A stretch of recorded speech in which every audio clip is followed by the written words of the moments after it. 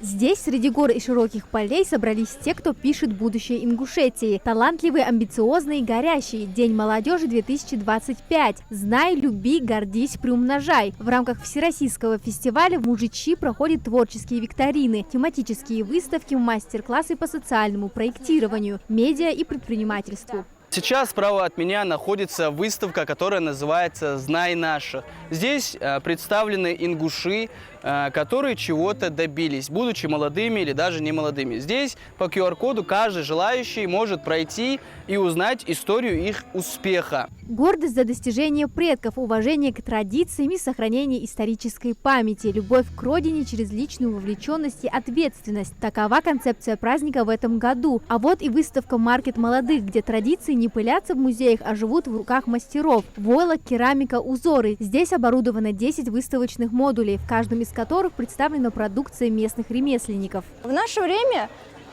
республика активно развивает туризм. И я хотела бы предложить именно свой проект.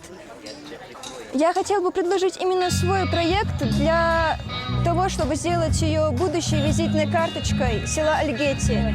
Она будет являться не только лицом нашего села, но и также будет напоминать о воспоминаниях о наших предках и о том, как они жили в прошлом. Это интересно. Во-первых, мы будем знать свою историю.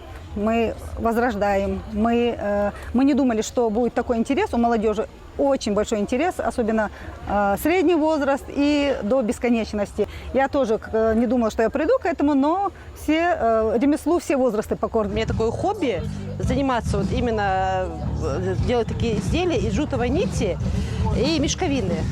Мне этот процесс очень нравится, он такой увлекательный и занимает все мое свободное время. Также в последнее время я начала заниматься изделиями из синильной проволоки. Мастер-классы «Край мастеров» в действии. Кто-то лепит из глины, другие плетут циновки, третьи пробуют себя в каллиграфии. Здесь учат не только ремеслу, но и терпению. Это у нас шесть, это чисто овечья шесть. Из него можно сделать игрушки.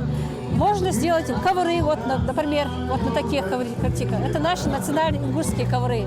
Для ребят здесь все в новинку. И глина, которая оживает в руках, и краски, которые рассказывают истории. И, судя по их восторгу, будущее традиции в безопасности. Все подобные форумы в целом, знаете, самое главное в них, наверное, то, что ты здесь можешь сесть со своими друзьями. Вот это самое то, что вот ради чего ты сюда едешь. Мне безумно нравится. Мне нравится то, что здесь огромное количество разных выставочных экспонатов. Что-то можно купить, что-то можно посмотреть. И тем, кто приезжает сюда, в Ингушетию, мне кажется, это вообще уникальная возможность познакомиться с нашей культурой поближе, узнать наших людей. Так что мне очень нравится. Много нового я для себя узнала.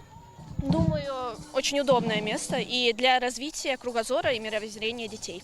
Мероприятие организовано в соответствии с целями национального проекта «Молодежь и дети», инициированного президентом страны. Организаторы форума в лице Комитета по делам молодежи совместно с Министерством культуры, спорта и другими ведомствами тщательно продумали каждую деталь, чтобы этот день запомнился всем надолго. Представлены, по сути, все направления, все разнообразия молодежной сферы нашей.